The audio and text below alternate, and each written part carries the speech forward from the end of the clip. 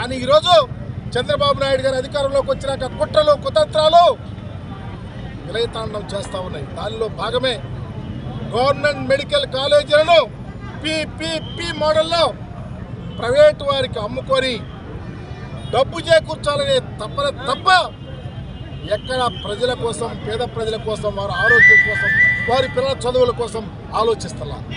అందుకనే జగన్మోహన్ రెడ్డి గారు గొప్ప డెసిషన్ తీసుకున్నారు. ఈ రాష్ట్రంలో ప్రైవేట్ మెడికల్ కాలేజీలు ప్రైవేట్ పరం చేయడం వ్యతిరేకిస్తాం. అందుకనే 175 నియోజకవర్గాల్లో వివిధ రూపాల్లో కార్యక్రమాలు జరిగినాయి. ఆఖరి కార్యక్రమం లాస్ట్ రిసార్ట్ ఆఫ్ ఆంధ్రప్రదేశ్ ప్రజానీకం, లాస్ట్ రిసార్ట్ ఆఫ్ ఈ రాష్ట్రం ఏంటంటే ఆయా ప్రైవేటు కాలేజీలు మెడికల్ కాలేజీలు వద్దు, గవర్నమెంట్ మెడికల్ కాలేజీలే ముద్దు. ఇది జగన్మోహన్ రెడ్డి గారి ఆశ, ఆలోచన. దీన్ని చంద్రబాబు ఇంప్లిమెంట్ చేయటం లేదు. కాబట్టి 175 నియోజకవర్గాలలో కోటి మంది అనుకున్నాం. ఈరోజు ఎన్ని కోట్లు అయ్యో తెలియదు.